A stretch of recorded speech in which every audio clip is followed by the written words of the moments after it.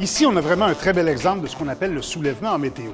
Il faut comprendre que l'air chaud, dont les molécules sont très séparées, est capable de contenir beaucoup d'humidité, mais l'air froid, les molécules sont serrées, ne peut pas contenir beaucoup d'humidité. C'est pour ça que quand on a de l'air chaud au sol, il contient une certaine quantité d'humidité. Si je le soulève et que je le mets en altitude, là où il fait froid, il se contracte et cette humidité-là va se condenser. C'est comme ça qu'on fabrique des nuages.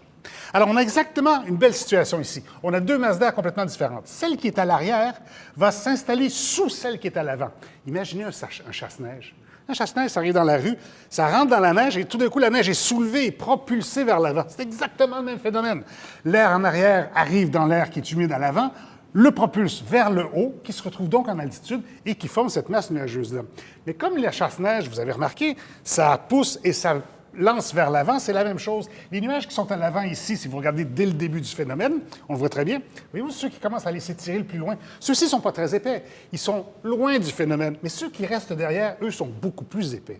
Et ce sont dans ces nuages beaucoup plus épais-là, puisqu'il y a eu soulèvement, les molécules se sont frottées. Si on frotte les molécules, ça fait quoi? De l'électricité statique. Et donc, cette électricité statique accumulée va faire de l'activité orageuse. Et ça va se faire dans la portion la plus épaisse du nuage, du cumulonimbus qui vient de se former là. En général, ça se fait parce qu'il y a une grande différence de température entre les deux masses d'air. Si, par exemple, il y a une masse d'air à 25 degrés et derrière, il y a une masse d'air qui arrive à 15 degrés, la différence de 2 degrés va soulever très, très vite l'air et fabriquer rapidement ce phénomène-là.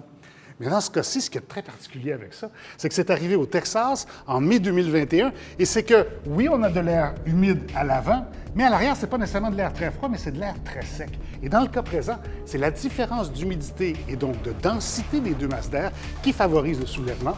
Comme un chasse-neige, on propulse ça en atmosphère, en haute atmosphère, ça forme les nuages. Dans la portion où il reste le plus épais, l'activité orageuse, à cause de la friction, commence à se faire. Et on pourrait avoir d'ailleurs dans ça là, des orages qui pourraient être très, très, très costauds. Pour nous, les gens en météo, ça, quand on regarde ça, on salive presque. C'est fascinant. J'espère que je l'ai assez bien expliqué pour que vous compreniez pourquoi moi, j'adore voir des trucs comme ça.